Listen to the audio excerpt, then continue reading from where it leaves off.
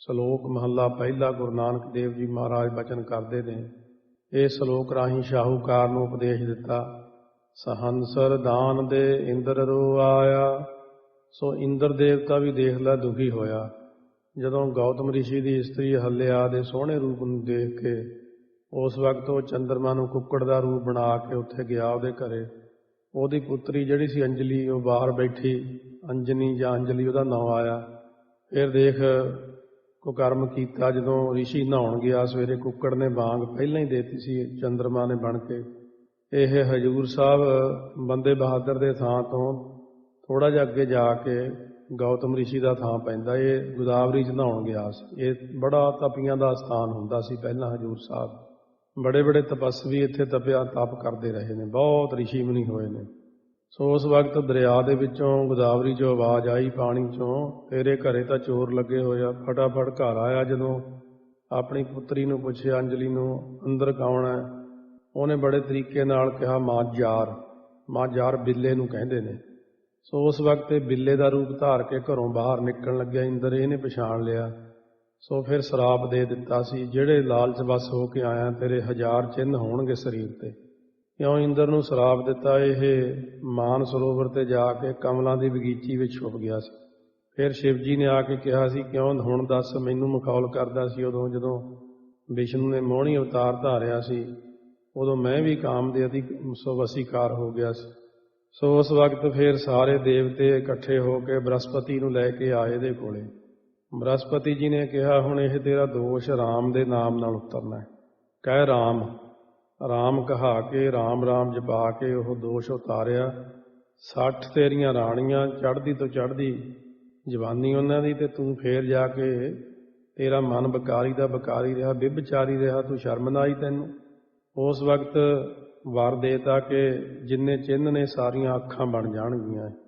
1000 ਅੱਖਾਂ ਫਿਰ ਇਹ ਇੰਦਰ ਦੇ ਸਰੀਰ ਦੇ ਉੱਤੇ ਹੋ ਗਈਆਂ। ਇਸ ਤਰ੍ਹਾਂ ਅਗਵਾ ਵਧਿਓ ਨੇਹ ਤਿਹ ਡੋਰੀ, ਕੀਓ ਚਹਿਤ ਰਤ ਗੌਤਮ ਚੋਰੀ। ਇਸ ਤਰ੍ਹਾਂ ਇਹ ਆਉਂਦਾ ਪ੍ਰਸੰਗ ਸਾਰਾ। ਤਾਂ ਉਹ ਫਿਰ ਲੰਬੀਆਂ ਸਾਖੀਆਂ ਇਹ ਇੰਨੇ ਹੀ ਜਾਣ ਲਓ ਕਿ ਸਹੰਸਰ ਦਾਨ ਦੇ ਇੰਦਰ ਰੋਆਇਆ। ਤੋ ਇੰਦਰ ਨੂੰ ਰੋਣਾ ਪਿਆ ਸੀ ਜਦੋਂ ਸਹੰਸਰ 1000 ਉਹਨੂੰ ਦਾਨ ਜਿਹੜਾ ਦਿੱਤਾ, ਭਾਵ ਸ਼ਰਾਪ ਦੇ ਕੇ, ਵੀ ਜਿਹੜੇ ਆਇਆ ਤੂੰ ਇਸ ਥਾਂ ਦੇ ਉੱਤੇ, ਜਿਹੜੇ ਵਿਸ਼ਿਆਂ ਲਈ, ਉਹ ਵਿਸ਼ਿਆਂ ਦੇ ਆਕਾਰ ਤੇਰੇ ਉੱਪਰ ਬਣ ਜਾਣਗੇ। ਇਸ ਤਰ੍ਹਾਂ ਇਹਦੇ ਸਰੀਰ ਦੇ ਉੱਤੇ ਇਹ ਭਗਾਂ ਦੇ ਨਿਸ਼ਾਨ ਬਣ ਗਏ। ਉਹੀ ਗੱਲ ਹੁਣ ਗੁਰੂ ਸਾਹਿਬ ਨੇ ਸੁਣਾਈ ਹੈ ਕਿ ਜਦ ਇੰਦਰ ਗੌਤਮ ਰਿਸ਼ੀ ਦੀ ਇਸਤਰੀ ਨੂੰ ਹੱਲਿਆ, ਨਾਲ ਵਿਸ਼ੇ ਕਰਨ ਆਇਆ, ਵਿਭਚਾਰ ਕਰਨ ਆਇਆ, ਉਦੋਂ ਗੌਤਮ ਰਿਸ਼ੀ ਨੇ ਸਹੰਸਰ ਦਾਨ ਦੇ। ਸੋ 1000 ਭਗ ਦਾ ਦੰਡ ਦੇਣਾ ਕੀਤਾ। ਤਦ ਇੰਦਰ ਰੋ ਆਇਆ, ਰੋਣ ਵਿੱਚ ਆਇਆ, ਬਹੁਤ ਰੋਇਆ ਉਦੋਂ। ਗੌਤਮ ਤਪਾ ਹਿਲਿਆ ਇਸਤਰੀ, ਤਿਸ ਦੇਖ ਇੰਦਰ ਲੁਭਾਇਆ। ਸਹਿਸ ਸਰੀਰ ਚੇਹਨ ਭਗ ਹੂਏ, ਤਾਂ ਮਨ ਪਛੋਤਾਇਆ। ਇਹ ਅੱਗੇ ਚੱਲ ਕੇ ਪ੍ਰਭਾਤੀ ਮਹੱਲਾ ਪਹਿਲਾ 1343 ਅੰਗ ਤੇ ਫੇਰ ਇੱਕ ਵਾਰੀ ਗੁਰੂ ਨਾਨਕ ਦੇਵ ਜੀ ਸੁਣਾਉਣਗੇ ਇਹ ਬਚਨ। ਇਹ ਗੁਰਬਾਣੀ 'ਚ ਕਈ ਥਾਈਂ ਆਇਆ ਇੰਦਰ ਦੇ, ਵੀ ਵਿਭਚਾਰੀ ਹੋ ਕੇ ਮਾੜੇ ਕਰਮਾਂ ਤੇ ਬਗਾਨੇ ਘਰਾਂ 'ਚ ਜਾਣਾ, ਫਿਰ ਮੂੰਹ ਇੰਦਰ ਵਰਗਾ ਬਣਾ ਕੇ ਰੋਣਾ। ਸੋ ਇਸ ਕਰਕੇ ਏਕਾ ਨਾਰੀ ਜਤੀ ਹੋਏ, ਪਰ ਨਾਰੀ ਧੀ ਭੈਣ ਮੁਖਾਣਾ। ਸੋ ਮਹਾਰਾਜ ਨੇ ਦੱਸਿਆ ਕਿ ਦੇਖ ਇੰਦਰ ਵਰਗਿਆਂ ਨੂੰ ਰੋਣਾ ਪਿਆ ਕਿ ਨਹੀਂ ਆਪਣੀ ਗਲਤੀ ਕਰਕੇ। ਪਰਸਰਾਮ ਰੋਵੈ ਘਰ ਆਇਆ। ਘਰ ਵਿੱਚ ਆ ਕੇ ਪਰਸਰਾਮ ਵੀ ਰੋਂਦਾ। ਉਹ ਕਿਵੇਂ ਰੋਇਆ? ਇਹ ਜਿਹੜਾ ਸਹੰਸਰ ਬਾਹੂ ਨਾਮ ਕਰਕੇ ਇੱਕ ਰਾਜਾ ਸੀ, ਜਿਹਨੇ ਸਾਰੀ ਧਰਤੀ ਉੱਤੇ ਦਿਗਵਿਜੇ ਕੀਤੀ ਹੋਈ ਸੀ। ਜਦੋਂ ਰਾਜੇ ਨੇ ਜਮਦਗਨੀ ਰਿਸ਼ੀ ਦੇ ਆਸ਼ਰਮ ਤੇ ਜਾ ਕੇ ਡੇਰਾ ਲਾਇਆ, ਉਹ ਉਸ ਵਕਤ ਇਹ ਸਾਂਢੂ ਸੀ ਆਪਸ ਵਿੱਚ। ਸਹੰਸਰ ਬਾਹੂ ਦੀ ਜਿਹੜੀ ਰਾਣੀ ਸੀ ਤੇ ਜਮਦਗਨੀ ਦੀ ਜਿਹੜੀ ਇਸਤਰੀ ਸੀ, ਇਹ ਦੋਨੋਂ ਭੈਣਾਂ ਸੀ। ਸੋ ਕਹਿਣ ਲੱਗੀ ਉਸ ਵਕਤ ਸਹੰਸਰ ਬਾਹੂ ਦੇ ਘਰ ਵਾਲੀ ਰਾਣੀ, ਕਿ ਜਮਦਗਨੀ ਜਿਹੜਾ ਇਹਦੇ ਮੇਰੇ ਭੈਣ ਵਿਆਹੀ ਹੋਈ ਆ। ਉਹ ਕਹਿੰਦਾ ਆਪਾਂ ਨੂੰ ਕਿਹੜਾ ਇਹਨੇ ਜੱਗ ਕਰ ਦੇਣਾ। ਉਹਨੇ ਸੁਣ ਲਈ ਗੱਲ, ਤਰਕ ਵੱਜ ਗਈ। ਜਮਦਗਨੀ ਨੇ ਕਾਮਧੇਨ ਗਊ ਮੰਗਵਾ ਕੇ ਰਾਜੇ ਸਹੰਸਰ ਬਾਹੂ ਦੀ ਬੜੀ ਪ੍ਰਾਹੁਣਾਚਾਰੀ ਕੀਤੀ। ਫਿਰ ਰਾਜੇ ਨੇ ਗਊ ਦਾ ਪ੍ਰਭਾਵ ਦੇਖ ਕੇ ਰਿਸ਼ੀ ਨੂੰ ਕਿਹਾ, ਇਹ ਗਊ ਮੈਨੂੰ ਦੇ। ਜਮਦਗਨ ਨੇ ਕਿਹਾ, ਇਹ ਰਿਸ਼ੀਆਂ ਦਾ ਧਨ ਹੈ, ਰਾਜਿਆਂ ਦਾ ਨਹੀਂ। ਇਹ ਕਹਿ ਕੇ ਕਾਮਧੇਨ ਗਊ ਸਵਰਗਾਂ ਨੂੰ ਭੇਜਤੀ। ਉਹ ਮੰਤਰਾਂ ਦੇ ਬਲ ਨਾਲ ਮੰਗਾਈ ਸੀ। ਮੰਤਰਾਂ ਦੇ ਬਲ ਕਰਕੇ ਉੱਪਰ ਨੂੰ ਜਦੋਂ ਜਾਣ ਲੱਗੀ, ਉਸ ਵਕਤ ਇਹਨੇ ਤੀਰ ਮਾਰ ਦਿੱਤਾ। ਉਹ ਤੀਰ ਉਹਦੇ ਪੈਰ 'ਚ ਵੱਜਿਆ ਗਊ ਦੇ ਜਾ ਕੇ, ਉੱਥੋਂ ਖੂਨ ਨਿਕਲਿਆ ਜਿਹੜਾ ਬਹੁਤ ਥੱਲੇ। ਤਾਂ ਉਸ ਵਕਤ ਉਹ ਜਿਹੜਾ ਖੂਨ ਸੀ, ਫਿਰ ਖੂਨ ਦੇ ਨਾਲ ਇਹ ਤੰਬਾਕੂ ਪੈਦਾ ਹੋਇਆ, ਜਿਹੜੀ ਭ੍ਰਿਸ਼ਟ ਬੂਟੀ ਸਾਰੀ ਦੁਨੀਆ ਪੀਂਦੀ ਆ, ਜਿਹਨੂੰ ਮਹਾਰਾਜ ਨੇ ਜਗਤ ਜੂਠ ਕਿਹਾ। ਆਮ ਬੰਦਿਆਂ ਨੂੰ ਤਾਂ ਪਤਾ ਹੀ ਨਹੀਂ, ਵਿਚਾਰੇ ਜਿਹੜੇ ਫਿਰ ਬੜੇ ਹੈਰਾਨ ਹੁੰਦੇ ਆ ਵੀ ਤੰਬਾਕੂ ਇੱਥੋਂ ਪੈਦਾ ਹੋਇਆ। ਇਸੇ ਪ੍ਰਕਾਰ ਉੱਥੋਂ ਬੋਟੀਆਂ ਡਿੱਗੀਆਂ ਜਿਹੜੀਆਂ ਮਾਸ ਦੀਆਂ, ਉਹ ਤੋਂ ਮਸਰੀ ਹੋਈ। ਫਿਰ ਕਹਿੰਦੇ ਉਤੋਂ ਖੋਰ ਡਿੱਗੇ ਜਿਹੜੇ ਮਾੜੇ ਮੋਟੇ, ਉਹਦੇ ਨਹੁੰ ਜੇ ਡਿੱਗੇ, ਉਹ ਤੋਂ ਲਸਣ ਪੈਦਾ ਹੋਇਆ। ਇਸ ਪ੍ਰਕਾਰ ਫਿਰ ਇਹ ਉਸ ਵੇਲੇ ਸੰਸਰ ਬਾਹੂ ਨੇ ਗੁੱਸੇ 'ਚ ਆ ਕੇ ਜਮਦਗਨੀ ਦੇ ਫਿਰ ਪ੍ਰਾਣ ਨਾਸ਼ ਕਰ ਦਿੱਤੇ, ਮਾਰ ਹੀ ਦਿੱਤਾ ਸੀ। ਪਤ ਕੋ ਦੇਖ ਰੇਣਕਾ ਨਾਰੀ, ਬਹੁਤ ਬਿਰਲਾਪਤ ਊਚ ਪੁਕਾਰੀ। ਸਪਤ ਤਿਹੱਥੜ ਹਨ ਕਰ ਦੇਹੀ, ਸੁਧ ਕੋ ਸਿਮਰ ਬੁਲਾਇਓ ਤੇਹੀ। ਤਪ ਹਿਤ ਅਪਰ ਜੋ ਥਾਨ ਸੁਧਾਵਾ, ਤਤਛਿਨ ਮਾਦ ਨਿਕਟ ਚਲਾਵਾ। ਪਤੀ ਦੇ ਮਰਨੇ ਨੂੰ ਦੇਖ ਕੇ ਜਮਦਗਨ ਦੀ ਘਰ ਵਾਲੀ ਰੇਣਕਾ ਨੇ 7 ਵਾਰੀ ਤਿਹੱਥੜ ਮਾਰੇ। ਗੱਲਾਂ ਉੱਪਰ, ਛਾਤੀ ਉੱਪਰ ਤੇ ਪੱਟਾਂ ਉੱਪਰ ਹੱਥ ਮਾਰ ਕੇ 21 ਵਾਰੀ ਗਿਣਿਆ। ਇਸੇ ਤਰ੍ਹਾਂ 7 ਵਾਰੀ ਹੱਥ ਮਾਰੇ ਤੇ ਬੜੀ ਉੱਚੀ ਪੁਕਾਰ ਕੀਤੀ। ਆ ਪਿੰਡਾਂ ਵਿੱਚ ਇਹਨੂੰ ਆਮ ਤੌਰ ਤੇ ਵੈਸੇ ਕਈ ਚੀਜ਼ਾਂ ਕਹਿਣੀਆਂ ਨਹੀਂ ਚਾਹੀਦੀਆਂ, ਇਹਨੂੰ ਸਿਆਪਾ ਕਹਿੰਦੇ ਨੇ। ਇਹ ਉੱਥੋਂ ਚੱਲਿਆ। ਉਸੇ ਵੇਲੇ ਇਹਦੀ ਪੁਕਾਰ ਨੂੰ ਇਹਦੇ ਪੁੱਤਰ ਪਰਸ਼ੁਰਾਮ ਨੇ ਸੁਣਿਆ ਤੇ ਝਟਪਟ ਤਪ ਕਰਨਾ ਛੱਡ ਕੇ ਘਰੇ ਆ ਕੇ ਆਪਣੀ ਮਾਤਾ ਨੂੰ ਮਿਲਿਆ। ਕਹਿਣ ਲੱਗਿਆ, ਮਾਤਾ ਤੈਨੂੰ ਇੰਨਾ ਕਿਹਨੇ ਰਵਾਇਆ? ਉਹਨੇ ਸਾਰੀ ਗੱਲ ਸੁਣਾਈ। ਉਹ ਤੇਰੇ ਪਿਤਾ ਦੇ ਮਰਨੇ ਨੂੰ ਸੁਣ ਕੇ ਉਸ ਵਕਤ ਕਹਿੰਦੀ ਮੈਂ ਬਹੁਤ ਰੋਈ ਤੇ ਹੱਥੜ ਮਾਰੇ। ਪਿਤਾ ਦੇ ਮਰਨੇ ਨੂੰ ਸੁਣ ਕੇ ਫਿਰ ਪਰਸ਼ੁਰਾਮ ਰੋਂਦਾ ਹੋਇਆ ਤੇ ਗੁੱਸੇ 'ਚ ਆ ਕੇ ਪਰਨ ਕੀਤਾ, ਹੁਣ ਮੈਂ 21 ਵਾਰੀ ਧਰਤੀ ਤੇ ਛਤਰੀਆਂ ਨੂੰ ਮਾਰ ਕੇ ਉਹਨਾਂ ਦੇ ਖੂਨ ਦਾ ਕੁੰਡ ਭਰ ਕੇ ਉਹਦੇ 'ਚ ਨਹਾ ਕੇ ਮੈਨੂੰ ਠੰਡ ਪਊਗੀ। 7 ਪਛਾਨ ਅਭੈ ਪ੍ਰਣ ਮੋਰਾ, ਛਤਰੀ ਛੋਡੋ ਨਹਿ ਕਿਤ ਠੌਰਾ। 21 ਵਾਰ ਨਛਤਰੀ ਧਰਨੀ, ਅਤ ਸੰਗਰਾਮ ਕਰੋ ਬਲ ਕਰਨ। ਇਸ ਤਰ੍ਹਾਂ ਕਹਿ ਕੇ ਹੱਥ ਵਿੱਚ ਕੁਹਾੜਾ ਸੰਭਾਲ ਕੇ ਤੇ ਬੇਅੰਤ ਸ਼ਸਤਰ ਅਸਤਰ ਲੈ ਕੇ ਯੁੱਧ ਮਚਾਇਆ ਤੇ ਸਹੰਸਰ ਬਾਹੂ ਰਾਜੇ ਦੀਆਂ 1000 ਬਾਹਾਂ ਕੱਟ ਦਿੱਤੀਆਂ। ਸਹੰਸਰ ਨਾਮ 1000, ਬਾਹੂ ਮਤਲਬ ਬਾਹਾਂ। ਤੇ ਚੁਣ ਚੁਣ ਕੇ ਸਾਰੇ ਛਤਰੀ ਮਾਰੇ ਤੇ ਸਾਰੀ ਧਰਤੀ ਦਾ ਰਾਜ ਬ੍ਰਾਹਮਣਾਂ ਨੂੰ ਦਿੱਤਾ। ਜਾਂ ਛਤਰੀ ਫੇਰ ਵੱਧ ਗਏ ਤੇ ਫਿਰ ਉਹਨਾਂ ਨੇ ਬ੍ਰਾਹਮਣਾਂ ਕੋਲੋਂ ਧਰਤੀ ਖੋਹ ਲਈ। ਫਿਰ ਪਰਸ਼ੁਰਾਮ ਨੇ ਛਤਰੀਆਂ ਨੂੰ ਮਾਰ ਕੇ ਫਿਰ ਬ੍ਰਾਹਮਣਾਂ ਨੂੰ ਰਾਜ ਲੈ ਕੇ ਦਿੱਤਾ। ਇਸੇ ਤਰ੍ਹਾਂ ਆਪਣੇ ਪਾਲਣ ਅਨੁਸਾਰ 21 ਵਾਰੀ ਛਤਰੀ ਮਾਰ ਕੇ 21 ਵਾਰ ਬ੍ਰਾਹਮਣਾਂ ਨੂੰ ਰਾਜ ਦਿੱਤਾ। ਭਾਈ ਗੁਰਦਾਸ ਜੀ ਨੇ ਜਿਵੇਂ ਫਰਮਾਇਆ, ਹੰਸ ਸਹਿਸ ਬਾਹੋ ਜਮ ਦਗਨ ਘਰ ਹੋਏ, ਪ੍ਰਾਹੁਣਚਾਰੀ ਆਇਆ। ਕਾਮ ਤੇਣ ਲੋਭਾਏ ਕਾ ਜਮ ਦਗਨੈ ਦਾ ਸਿਰ ਵਡਵਾਇਆ। ਪਿੱਟਦੀ ਸੁਣ ਕੇ ਰੇਣਕਾ ਪਰਸ਼ੁਰਾਮ ਧਾਈ ਕਰ ਆਇਆ। 21 ਵਾਰ ਕ੍ਰੋਧ ਕਰ ਖੱਤਰੀ ਮਾਰ ਨਿਖੱਤਰ ਗਵਾਇਆ। ਇਹ ਭਾਈ ਗੁਰਦਾਸ ਦੀ 23ਵੀਂ ਵਾਰ 'ਚ ਆਉਂਦਾ। ਪਰ ਫੇਰ ਵੀ ਬ੍ਰਾਹਮਣਾਂ ਨੂੰ ਮੰਗਦਿਆਂ ਹੋਇਆ ਵੇਖ ਕੇ ਪਰਸ਼ੁਰਾਮ ਰੋਂਦਾ। ਜਾਚਤ ਦਿਜ ਦੇਖਤ ਜਗ ਮਾਹੀ, ਰੋਏ ਬਸੂਰਤ ਸੁਖ ਤੇ ਨਾਹੀ। ਇਹ ਨਾਨਕ ਪ੍ਰਕਾਸ਼ ਉਤਰਾਰਧ 'ਚ 23ਵੇਂ ਤੇ ਅੱਜ ਜਾ ਕੇ ਆਇਆ। ਪਰਸ਼ੁਰਾਮ ਫੇਰ ਰੋਂਦੇ ਦਾ ਰੋਂਦਾ। ਸੋ ਰਾਮਚੰਦਰ ਜੀ ਨਾਲ ਵੀ ਟੱਕਰ ਲੈਣ ਲੱਗਿਆ ਸੀ ਜਦੋਂ ਰਾਮਚੰਦਰ ਜੀ ਗਏ। ਸੋ ਉਸ ਵਕਤ ਜਦੋਂ ਆਇਆ ਲੜਨ ਵਾਸਤੇ, ਕਹਿੰਦਾ ਮੈਂ ਪਰਸ਼ੁਰਾਮ ਤੇ ਤੂੰ ਰਾਮ ਕਿਵੇਂ? ਰਾਮਚੰਦਰ ਜੀ ਨੇ ਆ ਕੇ ਇਹਦੇ ਪੈਰੀਂ ਹੱਥ ਲਾ ਕੇ ਅੰਗੂਠੇ ਨੂੰ ਥੱਲੇ, ਪੈਰਾਂ ਦੇ ਅੰਗੂਠੇ ਨੂੰ ਹੱਥ ਲਾ ਕੇ ਸਾਰੀ ਸ਼ਕਤੀ ਖੋਹ ਕੇ ਨਿੰਬੂ ਵਾਂਗੂ ਨਿਚੋੜ ਦਿੱਤਾ। ਕਹਿੰਦਾ ਜੇ ਮੇਰਾ ਧਨਖ ਬਾਣ ਚਲਾ ਕੇ ਦਿਖਾਵੇਂ ਫੇਰ ਮੰਨਾਂ। ਫਿਰ ਰਾਮਚੰਦਰ ਜੀ ਨੇ ਇਹਦੇ ਧਨਖ ਬਾਣ ਨੂੰ ਚਲਾ ਕੇ ਦਿਖਾਇਆ ਸੀ, ਫੇਰ ਇਹ ਮੰਨ ਗਿਆ ਸੀ। ਸੋ ਇਸ ਪ੍ਰਕਾਰ ਕਹਿੰਦੇ ਹੁਣ ਬੋਲ ਕਿੱਥੇ ਤੀਰ ਮਾਰਾਂ ਤੇਰੇ? ਕਹਿੰਦੇ ਜਾ ਮੈਂ ਤੈਨੂੰ ਛੱਡਿਆ। ਉਸ ਵਕਤ ਛੱਡ ਦਿੱਤਾ ਸੀ। ਇਸ ਤਰ੍ਹਾਂ ਇਹ ਪਰਸ਼ੁਰਾਮ ਰੋਵੈ ਘਰ ਆਇਆ। ਅਜੈ ਸੋ ਰੋਵੈ ਭੀਖਿਆ ਖਾਏ। ਸੋ ਜਿਹੜਾ ਸੀ ਭਿੱਖਿਆ ਦਾ ਅੰਨ ਖਾਂਦਾ ਹੋਇਆ ਅੱਜ ਰਾਜਾ ਰੋਂਦਾ ਹੋਇਆ। ਇਹਦਾ ਪ੍ਰਸੰਗ ਇਉਂ ਹੈ, ਇੱਕ ਦਿਨ ਅੱਜ ਰਾਜਾ ਸ਼ਿਕਾਰ ਖੇਡਣ ਵਾਸਤੇ ਬਾਹਰ ਗਿਆ। ਇਹਦੇ ਦਿਲ 'ਚ ਇਹ ਵਿਚਾਰ ਆਈ ਕਿ ਮੇਰੀ ਰਾਣੀ ਬੜੀ ਪਤੀਵਰਤ ਧਰਮ ਵਾਲੀ ਹੈ, ਪਰ ਇਹਦੀ ਅੱਜ ਪ੍ਰੀਖਿਆ ਲਈਏ। ਉਸ ਵੇਲੇ ਰਾਜੇ ਨੇ ਸ਼ਿਕਾਰ ਖੇਡ ਕੇ ਉਹਦੇ ਲਹੂ ਨਾਲ ਆਪਣੇ ਗਲ ਦਾ ਚੋਲਾ ਭਿਉਂ ਕੇ ਕਿਸੇ ਦੇ ਹੱਥ ਫੜਾ ਕੇ ਅੱਜ ਰਾਜੇ ਨੇ ਕਿਹਾ ਚੋਲਾ ਮੇਰੀ ਰਾਣੀ ਨੂੰ ਦੇ ਕੇ ਕਹੀਂ ਤੇਰੇ ਪਤੀ ਨੂੰ ਸ਼ੇਰ ਨੇ ਖਾ ਲਿਆ। ਉਸ ਨੇ ਉਸੇ ਤਰ੍ਹਾਂ ਆ ਕੇ ਕਿਹਾ, ਰਾਣੀ ਨੇ ਚੋਲਾ ਫੜ ਕੇ ਚੰਗੀ ਤਰ੍ਹਾਂ ਪਛਾਣਿਆ ਕਿ ਚੋਲਾ ਮੇਰੇ ਪਤੀ ਦਾ ਹੀ ਹੈ। ਸੋ ਉਸ ਵੇਲੇ ਇੰਦੂਮਤੀ ਜਾਂ ਇੰਦਮਤੀ ਕਰਕੇ ਨਾਮੇ ਰਾਣੀ ਸੀ ਇਹਦੀ, ਆਪਣੇ ਪਤੀ ਦੇ ਵਿਛੋੜੇ 'ਚ ਪ੍ਰਾਣ ਦੇ ਦੇ। ਅਸਲ ਵਿੱਚ ਇਹਨੂੰ ਵੀ ਸਵਰਗਾਂ ਤੋਂ ਸਰਾਪ ਹੋਇਆ ਸੀ, ਉੱਥੋਂ ਡਿੱਗੀ ਸੀ ਥੱਲੇ, ਤਾਂ ਇੱਥੇ ਧਰਤੀ ਤੇ ਆਈ ਸੀ। ਕਿਉਂਕਿ ਪਤੀਵਰਤ ਧਰਮ ਵਿੱਚ ਪੂਰੀ ਸੀ। ਜਿਸ ਵੇਲੇ ਦੂਜੇ ਦਿਨ ਰਾਜਾ ਘਰ ਆਇਆ ਤਾਂ ਰਾਣੀ ਦਾ ਮਰਨਾ ਵੇਖ ਕੇ ਬੜਾ ਘਬਰਾ ਗਿਆ।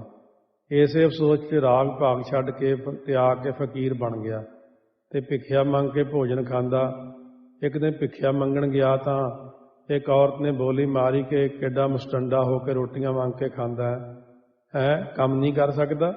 ਉਸ ਵੇਲੇ ਅੱਜ ਰਾਜਾ ਬਹੁਤ ਰੋਇਆ। ਫਿਰ ਅੱਜ ਨ੍ਰਿਪ ਇੰਦਮਤੀ ਬ੍ਰਿਹ ਭਾਰੀ, ਅਰੋਬਤ ਭਿੱਖਿਆ ਖਾਏ ਆਹਾਰੀ। ਐਸੀ ਦਰਗਹਿ ਮਿਲੈ ਸਜਾਏ। ਇਹ ਭਾਈ ਪਰਮੇਸ਼ਰ ਦੀ ਦਰਗਾਹ ਵਿੱਚ ਕਰਮਾਂ ਅਨੁਸਾਰ ਇਹੋ ਜਿਹੀ ਸਜ਼ਾ ਮਿਲਦੀ ਹੈ। ਸੋ ਜਿਸ ਕਰਕੇ ਜੀਵ ਨੂੰ ਰੋਣਾ ਪੈਂਦਾ। ਰੋਣਾ ਜਿਹੜਾ ਦੁਨੀਆ ਤੇ ਆਇਆ ਉਹਨੂੰ ਰੋਣਾ ਹੀ ਪੈਂਦਾ। ਮਹਾਰਾਜ ਕਹਿੰਦੇ ਨਾਮ ਤੋਂ ਬਿਨਾਂ ਵੱਡੇ ਵੱਡੇ ਦੁਨੀਆ ਤੇ ਹੋਏ ਰੋਂਦੇ ਦੇਖੇ ਨਾਮ ਤੋਂ ਬਿਨਾਂ। ਰੋਵੈ ਰਾਮ ਨਿਕਾਲਾ ਭਇਆ, ਸੀਤਾ ਲਖਮਣ ਵਿਛੜ ਗਿਆ। ਜਿਸ ਵੇਲੇ ਅਯੁੱਧਿਆਪੁਰੀ ਚੋਂ ਨਿਕਾਲਾ ਹੋਇਆ ਸ਼੍ਰੀ ਰਾਮ ਚੰਦਰ ਜੀ ਰੋਂਦੇ ਹੋਏ ਉਸ ਵਕਤ, ਕਿਉਂਕਿ ਜਿਸ ਵੇਲੇ ਅਯੁੱਧਿਆਪੁਰੀ ਤੋਂ ਜੇ ਬਾਹਰ ਨਿਕਲੇ ਸੀ ਤਾਂ ਸੀਤਾ ਰਾਣੀ ਨੇ ਕਿਹਾ, ਸਵਾਮੀ ਜੀ ਜਿਸ ਪੱਤਰਾਂ ਦੀ ਕੁਟੀਆ ਜਾਣਾ ਉਹ ਪੱਤਰਾਂ ਦੀ ਕੁਟੀਆ ਕਿੱਥੇ ਹੈ। ਇੰਨੀ ਗੱਲ ਸੁਣ ਕੇ ਰਾਮ ਚੰਦਰ ਜੀ ਉਹਦੇ ਅੱਖਾਂ 'ਚ ਅੱਥਰੂ ਆ ਗਏ, ਰੋਣ ਲੱਗ ਪਏ। ਸੋ ਕਹਿੰਦੇ ਅਜੇ ਤਾਂ ਅਯੁੱਧਿਆਪੁਰੀ ਦੀ ਹੱਦ ਤੋਂ ਵੀ ਬਾਹਰ ਨਹੀਂ ਨਿਕਲੇ ਤੇ ਹੁਣੇ ਪੁੱਛਣ ਲੱਗ ਪਈਆਂ ਕਿ ਪੱਤਰਾਂ ਵਾਲੀ ਕੁਟੀਆ ਕਿੱਥੇ ਹੈ। ਇੰਨੇ 14 ਸਾਲ ਕਿਵੇਂ ਕੱਢਣੇ ਆ, ਇਹਨੇ ਅੱਗੇ ਜਾ ਕੇ ਕੀ ਪੂਰੀ ਪਾਉਣੀ ਹੈ। ਇਹ ਬਨਵਾਸ ਚਲੇ ਦਊ ਸੁੰਦਰ, ਕੌਤਕ ਕੋ ਸੀय ਸੰਗ ਜੁਟੀ ਹੈ। ਪਾਇਨ ਪਾਇਨ ਕੋਸ਼ ਚਲੀ, ਅੱਜ ਹੂੰ ਲੈ ਗਾਉਂ ਕੀ ਸੀਬ ਛੁਟੀ ਹੈ। हाथ धरे कट बूझत राम है, नाथ कहो कहाँ कुंज कुटी है। अरोबत राघव जोवत सीया मुख, मानो मोतिन माल टुटी है। कहते हुणे ही, हाले तो पिंड की हद भी नहीं लंघे आपां युद्धिया दी, तू हुणे ही कहण लग पईआं, क्योंकि राणियां कित्थे तुर सकदियां ने। सो जिस वेले अयुध्यापुरी चों निकाला होया ते सीता ते लक्ष्मण विछड़ गया। सीता नूं तां रावण चुक के लै गया ते लक्ष्मण नूं बरछी वज गई। उस वेले भी रामचंद्र जी रोए। जिस वेले अयुध्या चों निकल के अगस्त रिखी दे कोले पहुंचे तो अगस्त रिखी ने कहा, पुत्र ये भेख आपने क्यों धारिया, पिता जी जिउंदे हन कि स्वर्गवास हो गए। उस वेले राम जी ने सारी गल समझा के कही तो अगस्त रिखी ने कहा, आप फिर इत्थे ही निवास करो। तो उस वेले राम जी बड़े रोए। इस तरह महाराज कहने रोना तो सारिਆਂ ਨੂੰ ਪੈਂਦਾ ही है, तू इन्ना ना चिंता करिया कर। ਇਹਦੇ ਨਾਲ ਵੱਡਿਆਂ ਵੱਡਿਆਂ ਲੋਕਾਂ ਨੂੰ ਵੀ ਨਾਲ ਹੌਸਲਾ ਦਿੰਦੇ ਅੱਜ ਦੀ ਦੁਨੀਆ 'ਚ। ਬਈ ਦੇਖੋ ਸਾਰੇ ਰੋਏ ਨੇ, ਇਹ ਰੋਣ ਦਾ ਹੱਲ ਵੀ ਦੱਸਣਗੇ, ਦੁੱਖ ਦਾ ਹੱਲ ਵੀ ਦੱਸਣਗੇ। ਪਹਿਲਾਂ ਤਾਂ ਪਿੱਛੋਂ ਲੈ ਕੇ ਸਾਰਾ ਇਤਿਹਾਸ ਸੁਣਾਉਂਦੇ ਨੇ। ਰੋਵੈ ਦਹਿ ਸਿਰ ਲੰਕ ਗਵਾਏ, ਜਿਨ ਸੀਤਾ ਆਂਦੀ ਡਾਉਰੂ ਵਾਏ। 954 ਅੰਗ ਤੇ ਫਰਮਾਉਂਦੇ ਨੇ, ਦਹਿ ਸਿਰ ਹੁੰਦਾ 10 ਸਿਰਾਂ ਵਾਲਾ ਰਾਵਣ ਵੀ ਲੰਕਾ ਨੂੰ ਗਵਾ ਕੇ ਰੋਂਦਾ ਹੋਇਆ। ਉਹ ਵੀ ਰੋਂਦਾ ਹੀ ਗਿਆ ਇੱਥੋਂ ਦੁਨੀਆ 'ਚੋਂ। ਜਿਸ ਰਾਵਣ ਨੇ ਜੋਗੀ ਦਾ ਭੇਖ ਧਾਰ ਕੇ ਡਾਉਰੂ ਹੁੰਦੀ ਡੁਗਡੁਗੀ ਵਜਾ ਕੇ ਸੀਤਾ ਛਲ ਕੇ ਲਿਆਂਦੀ ਸੀ, ਜਿਸ ਰਾਵਣ ਨੇ ਸੀਤਾ ਲਿਆ ਕੇ ਆਪਣੇ ਮੰਦਰਾਂ ਵਿੱਚ ਡਾਉਰੂ ਵਾਏ ਧੌਂਸੇ ਵਜਾਏ ਸੀ, ਆਖਿਆ ਸੀ ਅੱਜ ਮੈਨੇ ਆਪਣੀ ਭੈਣ ਸਰੂਪ ਨਖਾ ਦਾ ਬਦਲਾ ਲੈ ਲਿਆ। ਰੋਵੈ ਪਾਂਡਵ ਭਏ ਮਜੂਰ, ਜਿਨ ਕੈ ਸੁਆਮੀ ਰਹਿਤ ਹਦੂਰ। ਸੋ ਇਸ ਪ੍ਰਕਾਰ ਫਰਮਾਉਂਦੇ ਨੇ ਕਿ ਪੰਜੇ ਪਾਂਡਵ ਵਿਰਾਟ ਰਾਜਾ ਕੋਲ ਮਜ਼ਦੂਰ ਹੋ ਕੇ ਰੋਂਦੇ।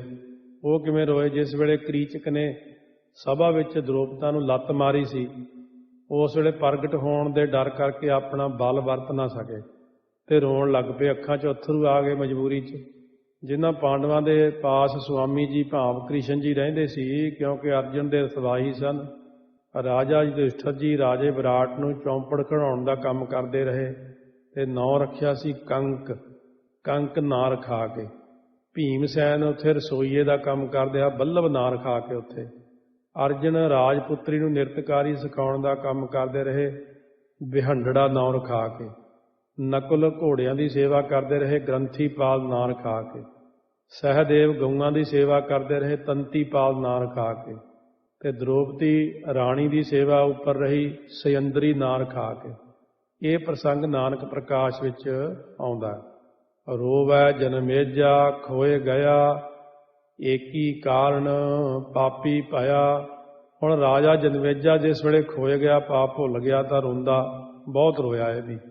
ਸੋ ਬਿਆਸ ਜੀ ਦੇ ਇੱਕ ਬਚਨ ਦੇ ਨਾ ਮੰਨਣ ਕਰਕੇ ਇਹ ਪਾਪੀ ਹੋ ਗਿਆ। ਏਕੀ ਕਾਰਨ ਪਾਪੀ ਭਇਆ, ਇੱਕੋ ਇੱਕ ਕਾਰਨ ਕਿ ਗੁਰੂ ਦਾ ਬਚਨ ਨਾ ਮੰਨਣ ਕਰਕੇ ਜਨਮੇਜਾ ਰੋਇਆ ਬਹੁਤ। ਸੋ ਇਸ ਤਰ੍ਹਾਂ ਹੈ ਬਚਨ ਕਿ ਇੱਕ ਦਿਨ ਬਿਆਸ ਭਗਵਾਨ ਜੀ ਰਾਜੇ ਜਨਮੇਜੇ ਕੋਲ ਬੈਠੇ ਸੀ ਤਾਂ ਜਨਮੇਜੇ ਨੇ ਆਪਣੇ ਪਿੱਤਰਾਂ ਦੇ ਦੁੱਖ ਦੀ ਕਥਾ ਪੁੱਛਣੀ ਸ਼ੁਰੂ ਕਰ ਦਿੱਤੀ। ਕਿ ਧਰਮ ਪੁੱਤਰ ਰਾਜਾ ਯੁਧਿਸ਼ਠਰ ਜੀ ਨੇ ਜੂਆ ਕਿਉਂ ਖੇਡਿਆ, ਉਹਨਾਂ ਨੂੰ ਹਟਾਇਆ ਕਿਸੇ ਨੇ ਨਹੀਂ। ਉਹ ਤਾਂ ਬੜੇ ਸੱਤਵਾਦੀ ਸੀ, ਉਹ ਇਸ ਕੁਕਰਮ ਵਿੱਚ ਕਿਉਂ ਪ੍ਰਵਿਰਤ ਹੋਏ। ਤਾਂ ਵਿਆਸ ਜੀ ਨੇ ਕਿਹਾ, ਇਹ ਰਾਜਨ, ਜੋ ਭਾਵੀ ਵਰਤਣੀ ਹੁੰਦੀ ਆ ਨਾ, ਉਹ ਵਰਤ ਕੇ ਹੀ ਰਹਿੰਦੀ ਆ। ਜਿੰਨਾ ਮਰਜ਼ੀ ਕੋਈ ਸਿਆਣਾ ਹੋਵੇ ਟਲਦੀ ਨਹੀਂ। ਕੋਟ ਪਾਵਨ ਕੋ ਕਰੈ ਕੈਸੋ ਸਿਆਣਾ ਹੋਏ, ਟਾਰੀ ਟਰਤ ਨਾ ਕਿਸੂ ਤੇ ਹੋਣਹਾਰ ਸੋ ਹੋਏ। ਤਾਂ ਰਾਜੇ ਜਨਮੇਜੇ ਨੇ ਕਿਹਾ, ਜੇ ਕੋਈ ਪਹਿਲਾਂ ਦੱਸ ਦੇਵੇ ਤਾਂ ਫਿਰ ਭਾਵੀ ਦਾ ਜ਼ੋਰ ਕਿਸ ਤਰ੍ਹਾਂ ਪੈ ਸਕਦਾ। ਪਤਾ ਹੋਣਾ ਚਾਹੀਦਾ, ਬੰਦਾ ਆਪੇ ਟਾਲ ਲੈਂਦਾ। ਇਹ ਗੱਲ ਸੁਣ ਕੇ ਵਿਆਸ ਜੀ ਨੇ ਕਿਹਾ, ਅਸੀਂ ਤੈਨੂੰ ਦੱਸਦੇ ਹਾਂ, ਤੇਰੇ ਉੱਪਰ ਭਾਵੀ ਆਉਣ ਵਾਲੀ ਆ, ਤੂੰ ਬਚ ਕੇ ਰਹੀਂ। ਇੱਕ ਘੋੜੀ ਤੇਰੇ ਪਾਸ ਆਵੇਗੀ, ਸੋ ਉਹਨੂੰ ਤੂੰ ਮੁੱਲ ਲੈ ਕੇ ਆਪਣੇ ਪਾਸ ਰੱਖੇਂਗਾ। ਫਿਰ ਮੁੱਲ ਲੈ ਕੇ ਆਪਣੇ ਜਦੋਂ ਕੋਲ ਰੱਖੇਂਗਾ, ਉਹ 'ਤੇ ਸਵਾਰ ਹੋ ਕੇ ਸ਼ਿਕਾਰ ਖੇਡਣ ਜਾਏਂਗਾ। ਦੱਖਣ ਦਿਸ਼ਾ ਦੀ ਤਰਫ ਫੇਰਾ ਲਾਏਂਗਾ ਤੇ ਬਹੁਤ ਥੱਕ ਜਾਏਗਾ। ਰਾਸਤੇ 'ਚ ਇੱਕ ਸਰੋਵਰ ਆਏਗਾ ਜਾਂ ਨਦੀ ਆਏਗੀ, ਉਸ ਉੱਪਰ ਤੂੰ ਵਿਸ਼ਰਾਮ ਕਰੇਂਗਾ ਤੇ ਇਕੱਲਾ ਹੀ ਉੱਥੇ ਸੌਂ ਜਾਏਗਾ। ਫਿਰ ਉਹ ਸਰੋਵਰ ਵਿੱਚੋਂ ਘੋੜਾ ਨਿਕਲ ਕੇ ਸੋ ਘੋੜੀ ਦੇ ਨਾਲ ਸੰਬੰਧ ਕਰੇਗਾ, ਜਿਸ ਘੋੜੀ ਤੋਂ ਫਿਰ ਇਸ ਪ੍ਰਕਾਰ ਇੱਕ ਸੁੰਦਰ ਵਿਸ਼ੇਰਾ ਹੋਵੇਗਾ। ਕਾਲੇ ਕੰਨ ਤੇ ਚੰਦਰਮਾ ਵਰਗੀ ਸੋ ਸੋਭਾ ਵਾਲਾ ਵੇਖ ਕੇ ਤੂੰ ਅਸਮੇਧ ਜੱਗ ਰਚੇਂਗਾ, ਜਿਸ ਵਿੱਚ 18 ਜਾਤੀਆਂ ਦੇ ਬ੍ਰਾਹਮਣ ਤੈਂ ਸੱਦਣੇ ਨੇ। ਉਹਨਾਂ ਸਾਰਿਆਂ ਨੂੰ ਪ੍ਰਸ਼ਾਦ ਛਕਾ ਕੇ ਜਦ ਰਾਣੀ ਨੂੰ ਨਾਲ ਲੈ ਕੇ ਤੂੰ ਦਛਨਾ ਦੇਣ ਜਾਏਂਗਾ, ਉਸ ਵੇਲੇ ਰਾਣੀ ਦੇ ਸਿਰ ਤੋਂ ਪੱਲਾ ਉਤਰਨੇ ਕਰਕੇ ਬ੍ਰਾਹਮਣਾਂ ਦਾ ਹਾਸਾ ਨਿਕਲ ਜਾਣਾ ਤੇ ਤੈਨੇ ਬਹੁਤ ਗੁੱਸਾ ਆਉਣਾ। ਫਿਰ ਤੂੰ ਬ੍ਰਾਹਮਣਾਂ ਨੂੰ ਉੱਥੇ ਹੀ ਖਤਮ ਕਰ ਦੇਣਾ। ਕਈਆਂ ਨੂੰ ਤੂੰ ਅੱਗ 'ਚ ਸਿੱਟੇਂਗਾ, ਕਈਆਂ ਨੂੰ ਭਾਜੀਆਂ ਦੇ ਕੜਾਹੇ 'ਚ ਪਾ ਕੇ, ਭਾਵ ਸਬਜ਼ੀਆਂ ਵਾਲੇ ਕੜਾਹੇ 'ਚ ਪਾ ਕੇ ਖੜਾ ਕਰ ਦੇਣਾ, ਤੇ ਕਈਆਂ ਦੇ ਸਿਰ ਉੱਪਰ ਤੂੰ ਖਿੰਨੂ ਰੱਖ ਕੇ ਉੱਪਰੋਂ ਗਰਮ ਗਰਮ ਖੀਰ ਪਵਾਉਣੀ ਹੈ। ਕਈਆਂ ਨੂੰ ਕੁਛ, ਕਈਆਂ ਨੂੰ ਕੁਛ। 18 ਗੋਤਰਾਂ ਦੇ ਬ੍ਰਾਹਮਣ ਮਾਰਨੇ ਤੂੰ। ਇਸ ਭਿਆਨਕ ਉਪੱਦਰ ਕਰਕੇ ਤੇਰੇ ਸਰੀਰ 'ਤੇ 18 ਪ੍ਰਕਾਰ ਦਾ ਕੋੜ ਹੋਵੇਗਾ, ਕਿਉਂਕਿ ਕੋੜ 18 ਤਰ੍ਹਾਂ ਦਾ ਹੀ ਹੁੰਦਾ ਕੁੱਲ। ਸੋ ਉਹਦੀ ਨਿਵਰਤੀ ਵਾਸਤੇ ਫਿਰ ਤੈਂ 18 ਪਰਬ ਜਿਹੜੇ ਮਹਾਭਾਰਤ ਦੇ ਸੁਣਨੇ ਨੇ। ਕਿਸੇ ਜਗ੍ਹਾ 'ਤੇ ਤੂੰ ਬਚਨ ਨਹੀਂ ਮੰਨੇਗਾ, ਉਹਦੇ ਕਾਰਨ ਕੁਛ ਦੁੱਖ ਰਹਿ ਜਾਏਗਾ, ਜਿਸ 'ਤੇ ਤੇਰੇ ਪ੍ਰਾਣ ਨਾਸ ਹੋਣਗੇ। ਉਹ ਆਏਗਾ ਪ੍ਰਸੰਗ, ਇੱਕ ਐਂ ਆਉਂਦਾ ਵੀ ਜਦੋਂ ਇਹ ਪ੍ਰਸੰਗ ਆਊ ਵੀ ਭੀਮ ਨੇ ਹਾਥੀ ਚੱਕ ਕੇ ਅਸਮਾਨ ਨੂੰ ਮਾਰੇ, ਹਲੇ ਤੱਕ ਨਹੀਂ ਮੁੜੇ।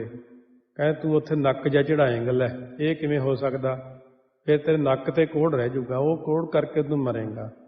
ਕਹਿੰਦੇ ਹੁਣ ਮੈਂ ਤੈਨੂੰ ਸਾਰੀ ਗੱਲ ਪ੍ਰਗਟ ਕਰਤੀ, ਤੂੰ ਘੋੜੀ ਨਾ ਹੀ ਖਰੀਦੀ ਤੇ ਤਕੜਾਈ 'ਚ ਰਵੀਂ।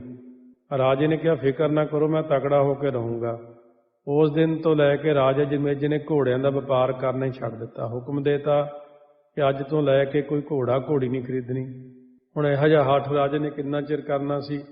ਜਦੋਂ ਫੌਜ ਵਿੱਚੋਂ ਘੋੜੇ ਮਰਦੇ ਜਾਣ, ਮੰਤਰੀ ਹੱਥ ਜੋੜ ਕੇ ਕਹਿੰਦਾ, ਰਾਜਨ ਇਹ ਕੰਮ ਕਿਵੇਂ ਚੱਲੂ? ਹੁਣ ਤੁਸੀਂ ਪਰਨ ਕਰ ਲਿਆ, ਘੋੜਿਆਂ ਤੋਂ ਬਿਨਾਂ ਸੈਨਾ ਕਿਵੇਂ ਕੰਮ ਕਰੂ? ਆਪ ਵਾਸਤੇ ਜ਼ਰੂਰ ਘੋੜਾ ਖਰੀਦਣਾ ਕਰੋ ਤੇ ਸੈਨਾ ਵਾਸਤੇ ਘੋੜੇ ਖਰੀਦੋ, ਪਰ ਆਪਣੇ ਲਈ ਨਾ ਤੁਸੀਂ ਖਰੀਦਿਓ। ਇਹੀ ਹੋ ਸਕਦਾ। ਤੁਸੀਂ ਪਰਨ ਪੂਰਾ ਰੱਖੋ, ਫਿਰ ਘੋੜੀ ਨਾ ਖਰੀਦਿਓ। ਘੋੜੀ ਕਿਹਾ ਉਹਨੇ, ਘੋੜੀ ਤੇ ਨਾ ਚੜ੍ਹਿਓ।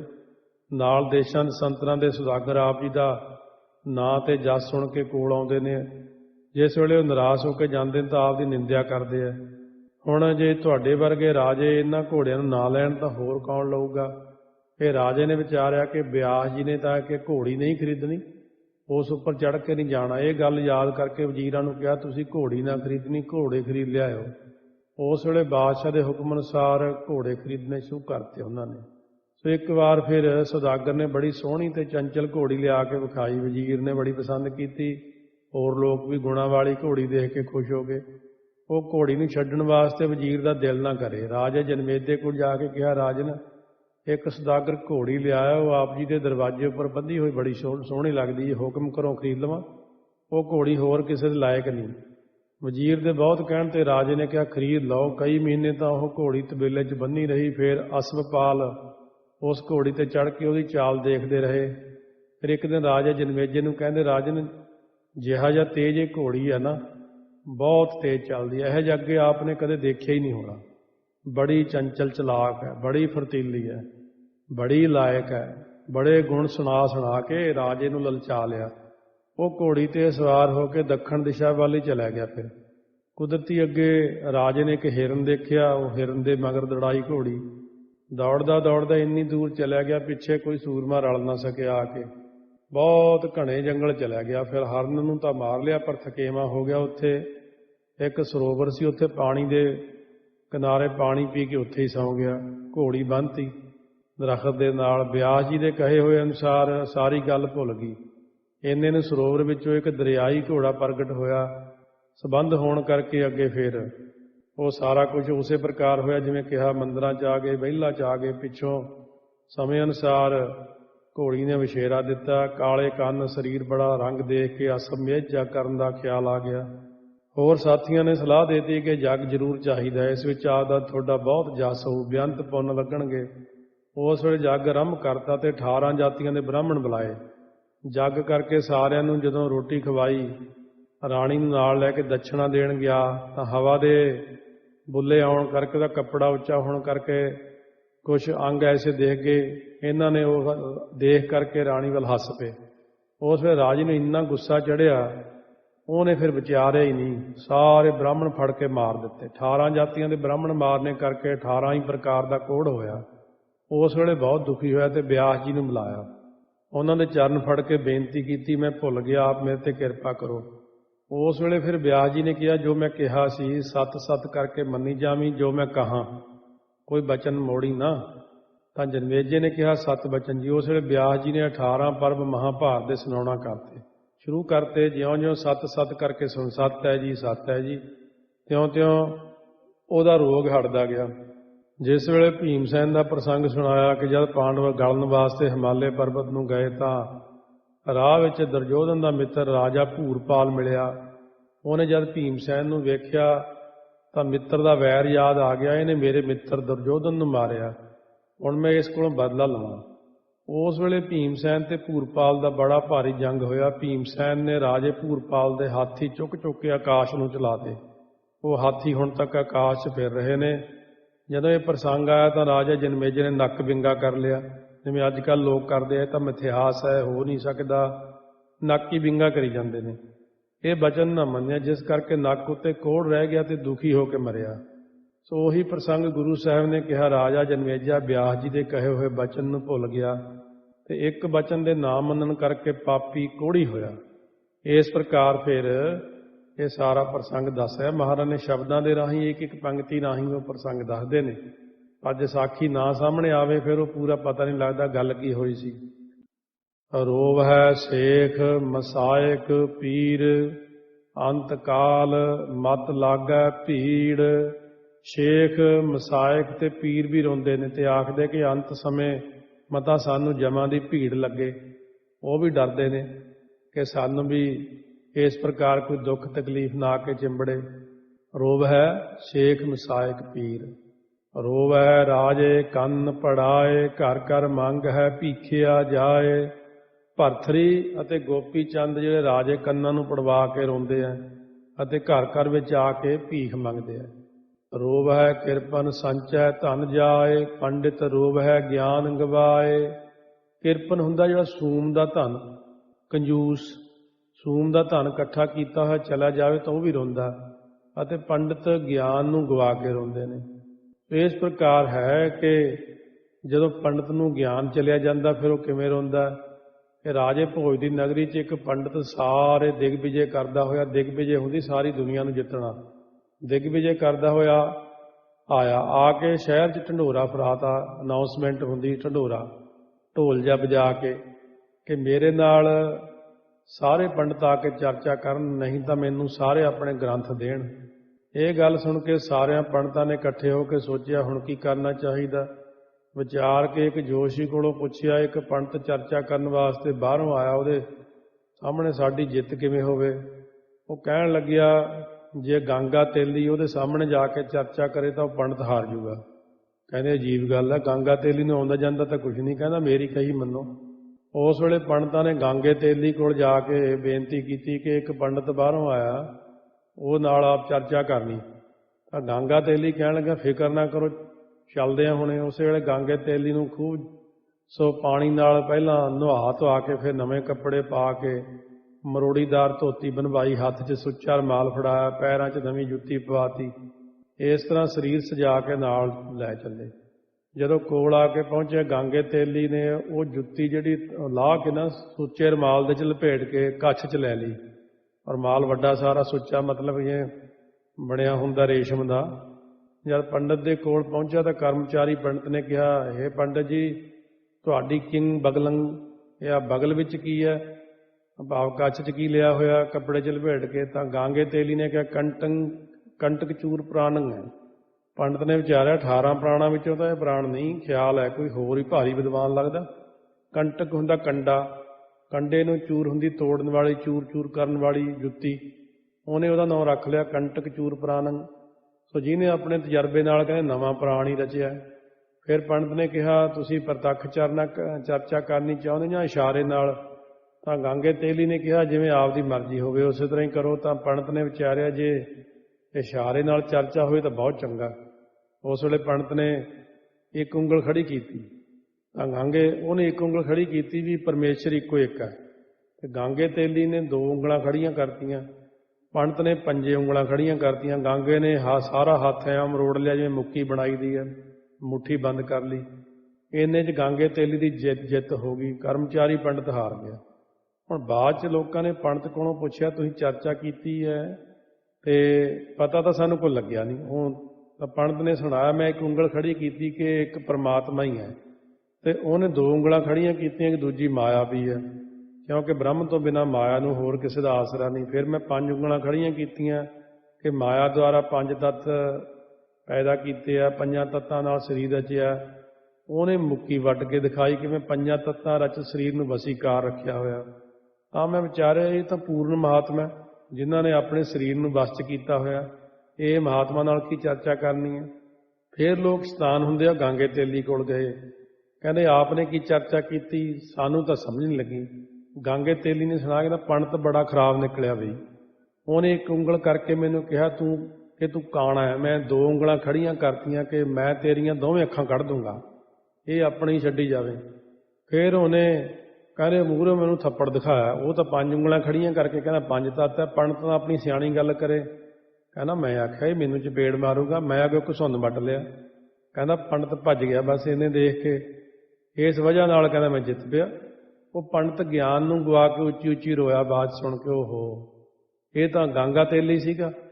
ਭਾਈ ਗੁਰਦਾਸ ਜੀ ਨੇ ਸੂਤਰ ਰੂਪ ਵਿੱਚ ਇਹ ਸਾਖੀ ਦੀ ਪੌੜੀ ਲਿਖੀ ਹੋਈ ਹੈ, ਗੋਸ਼ਟ ਗਾਂਗੇ ਤੇਲੀਏ ਪੰਡਤ ਨਾਲ ਹੋਵੇ ਜਗ ਦੇਖੈ, ਖੜੀ ਕਰੈ ਇੱਕ ਅੰਗੁਲੀ ਗਾਂਗਾ ਦੋਏ ਵਿਖਾਲੈ ਰੇਖੈ, ਫੇਰ ਉਚਾਏ 5 ਉਂਗਲਾਂ ਗਾਂਗਾ ਮੁੱਠ ਹਿਲਾਏ ਅਲੇਖੈ, ਪੈਰੀ ਪੈ ਉੱਠ ਚੱਲਿਆ ਪੰਡਤ ਹਾਰ ਭੁਲਾਵੈ ਪੇਖੈ, ਨਿਰਗੁਣ ਸਰਗੁਣ ਅੰਗ ਦੋਏ ਪਰਮੇਸ਼ਰ 5 ਮਿਲਨ ਸਰੇਖੈ, ਅੱਖੀਂ ਦੋਵੇਂ ਭੰਨਸਮ ਮੁੱਕੀ ਲਾਏ ਹਿਲਾਏ ਨਸੇਖੈ, ਮੂਰਖ ਪੰਡਤ ਸੁਰਤ ਬਸੇਖੈ। ਬਾਲੀ ਰੋਵੈ ਨਾਹਿ ਪਤਾਰ, ਪਤਾਰ ਹੁੰਦਾ ਪਤੀ, ਪਤੀ ਦੇ ਨਾਂ ਰਹਿਣ ਕਰਕੇ ਬਾਲ ਭਾਵ ਲੜਕੀ ਰੋਂਦੀ ਹੋਈ।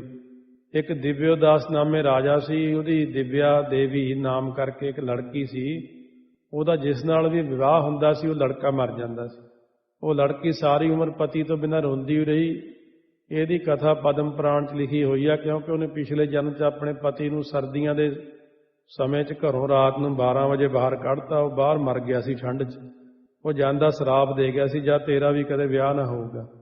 ਇਹਦੀ ਪਤਾ ਨਹੀਂ ਕਿੰਨੀ ਵਾਰ ਫਿਰ ਸ਼ਾਦੀ ਹੋਈ, ਹਰ ਵਾਰੀ ਇਹਦਾ ਪਤੀ ਮਰ ਜਾਂਦਾ ਸੀ। ਇੱਕ ਤਾਂ ਇਹ ਹੈ, ਜਿਸ ਵੇਲੇ ਸੁਗਰੀਵ ਦੇ ਭਾਈ ਬਾਲੀ ਨੂੰ ਸ਼੍ਰੀ ਰਾਮ ਚੰਦਰ ਜੀ ਨੇ ਬਾਣ ਨਾਲ ਮਾਰਿਆ, ਉਸ ਵੇਲੇ ਬਾਲੀ ਪਤੀ ਦੇ ਨਾ ਹੋਣ ਤੇ ਉਹਦੀ ਇਸਤਰੀ ਤਾਰਾ ਸੀ, ਉਹ ਬਹੁਤ ਰੋਈ।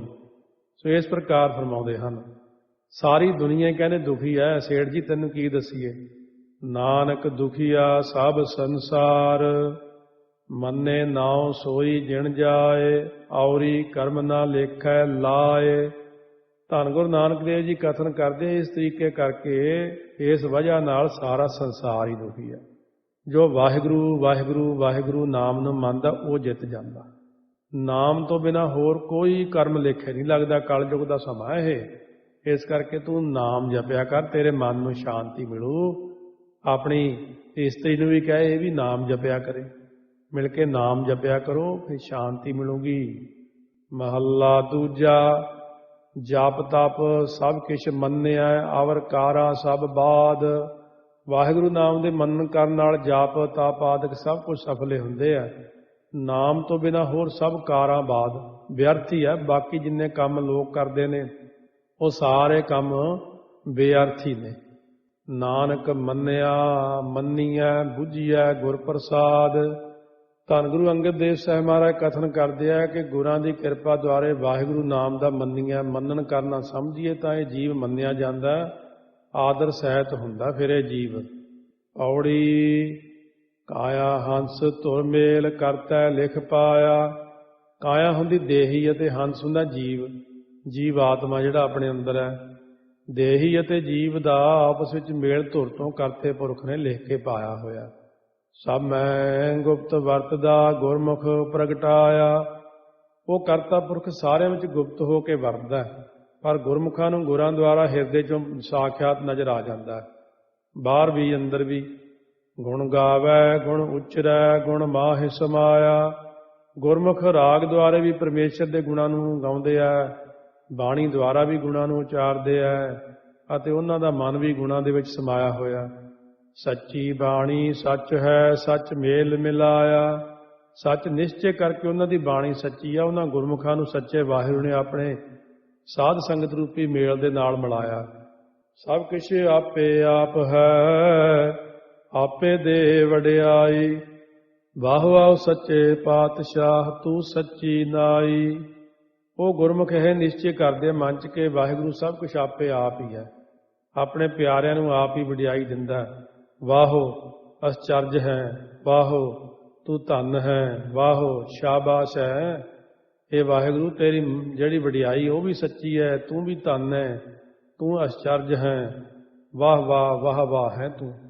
ਵਾਹਿਗੁਰੂ ਵਾਹਿਗੁਰੂ ਕਰਦੇ ਆ, ਫਿਰ ਉਹਦੀ ਮਹਿਮਾ ਕਰਦੇ ਆ। ਸ਼ਲੋਕ ਮਹੱਲਾ ਦੂਜਾ। ਨਾਨਕ ਅੰਧਾ ਹੋਏ ਕੈ ਰਤਨਾ ਪਰਖਣ ਜਾਏ। ਰਤਨਾ ਸਾਰ ਨ ਜਾਣਈ ਆਵੈ ਆਪ ਲਖਾਏ।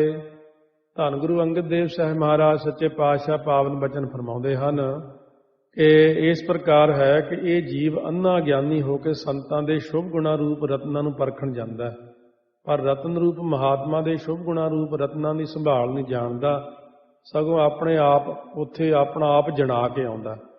ਕੋਈ ਵੀ ਬੰਦਾ ਅੱਜ ਕੱਲ੍ਹ ਜਿਵੇਂ ਲੋਕ ਸੰਤਾਂ ਮਹਾਤਮਾ ਕੋਲ ਬ੍ਰਹਮ ਗਿਆਨੀ ਕੋਲ ਵੀ ਜੇ ਚਲੇ ਜਾਣ, ਉੱਥੇ ਆਪਣਾ ਹੀ ਗਿਆਨ ਘੋਟੀ ਜਾਣਗੇ ਬੈਠੇ। ਇਹ ਨਹੀਂ ਵੀ ਇਹਨਾਂ ਤੋਂ ਕੁਛ ਸਿੱਖ ਲਈਏ ਜਾਂ ਪੁੱਛ ਲਈਏ, ਕੋਈ ਚੀਜ਼ ਦੱਸ ਦੇਣ ਸਾਨੂੰ। ਕਹਿੰਦੇ ਨਾਨਕ ਅੰਧਾ ਹੋਏ ਕੈ ਰਤਨਾ ਪਰਖਣ ਜਾਏ।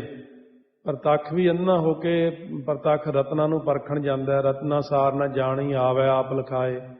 ਰਤਨ ਦੀ ਸਾਰ ਤਾਂ ਜਾਣਦਾ ਨਹੀਂ ਹੈ, ਇਸੇ ਪ੍ਰਕਾਰ ਆਪਣਾ ਆਪ ਜਣਾਉਂਦਾ ਮੈਨੂੰ ਬੜੀ ਸਿਆਣਪ ਹੈ। ਸੰਤਾਂ ਮਹਾਤਮਾ ਕੋਲ ਜਾ ਕੇ ਇਹ ਸ਼ੁਭ ਗੁਣਾਂ ਨੂੰ ਜਾਂ ਉਹਨਾਂ ਨੂੰ ਪਰਖਣ ਤੁਰ ਪੈਂਦਾ, ਪਰ ਰਤਨ ਰੂਪ ਮਹਾਤਮਾ ਦੇ ਸ਼ੁਭ ਗੁਣਾਂ ਰੂਪ ਰਤਨਾਂ ਦੀ ਸੰਭਾਲ ਨੂੰ ਜਾਣਦਾ ਨਹੀਂ। ਆਪਣਾ ਆਪ ਉੱਥੇ ਜਣਾਉਂਦਾ, ਮੈਨੂੰ ਆਹ ਆਉਂਦਾ, ਮੈਨੂੰ ਇਹ ਆਉਂਦਾ, ਆਪਣੀ ਹੀ ਵਡਿਆਈ ਕਰੀ ਜਾਂਦਾ ਬੈਠਾ। ਇਸ ਕਰਕੇ ਅੱਜ ਦੇ ਸਮੇਂ 'ਚ ਕੋਈ ਬੰਦਾ ਅਧਿਕਾਰੀ ਨਹੀਂ ਹੈ ਵੀ ਜਿਹੜਾ ਜਾ ਕੇ ਕਿਸੇ ਮਹਾਂਪੁਰਖ ਤੋਂ ਕੋਈ ਲੈ ਸਕੇ। ਜੇ ਲੋਕ ਤਾਂ ਚਲੋ ਰੌਲਾ ਪਾਉਂਦੇ ਫਲਾਣੇ ਆਏ ਫਲਾਣੇ ਸੰਤ ਆਏ ਨੇ, ਮੈਂ ਕਹਿੰਦਾ ਜੇ ਪੂਰਨ ਪੁਰਖ ਕੋਲੇ ਵੀ ਜਾ ਕੇ ਖੜਾ ਦਈਏ ਉੱਥੇ ਵੀ ਕਹਿਣਗੇ ਸਾਡੇ ਜੀ ਲੱਕ ਬੜਾ ਦੁਖਦਾ ਬਾਬਾ ਜੀ, ਸਾਡੇ ਜੀ ਗਿੱਟੇ 'ਚ ਦਰਦ ਨਹੀਂ ਹਟਦਾ, ਸਾਡੇ ਮੱਝ ਨਹੀਂ ਮਿਲਦੀ, ਸਿਰ ਦਰਦ ਹੁੰਦਾ, ਸਾਡਾ ਨਿਆਣਾ ਨਹੀਂ ਪੜ੍ਹਦਾ, ਸਾਡਾ ਜੀ ਵੀਜ਼ਾ ਨਹੀਂ ਲੱਗਦਾ, ਪਾਸਪੋਰਟ ਨਹੀਂ ਬਣਦਾ। ਮੈਂ ਦੇਖਿਆ ਨਾ ਸੰਤਾਂ ਕੋਲੇ, ਉਹ ਹੱਸਦੇ ਰਹਿੰਦੇ, ਕਹਿੰਦੇ ਆ ਲੈ ਪਰਾਲੀ ਇਕੱਠੀ ਕਰਨ ਆ ਗਏ। ਬ੍ਰਹਮ ਗਿਆਨੀ ਕੋਲ ਵੀ ਪਰਾਲੀ ਇਕੱਠੀ ਕਰਦੇ ਆ। ਜੇ ਗੁਰੂ ਗ੍ਰੰਥ ਸਾਹਿਬ ਦੇ ਮੂਹਰੇ ਖੜਨਗੇ ਤਾਂ ਵੀ ਅਰਦਾਸ ਕਰੀ ਜਾਣਗੇ, ਇਹ ਮਹਾਰਾਜ ਮੇਰਾ ਆਹ ਠੀਕ ਹੋ ਜੇ, ਮੇਰਾ ਆਹ ਬਣ ਜੇ, ਮੇਰਾ ਆਹ ਕੰਮ ਬਣ ਜੇ। ਮਹਾਰਾਜ ਕਹਿੰਦੇ ਮੈਂ ਇਸ ਕੰਮ ਨੂੰ ਹੈ ਦੁਨੀਆ 'ਚ, ਕੋਈ ਨਾਮਦਾਨ ਨਹੀਂ, ਕੋਈ ਸਿੱਖੀ ਦਾਨ ਨਹੀਂ, ਕੁਛ ਨਹੀਂ ਮੰਗਦੇ ਹੈ ਤੁਸੀਂ।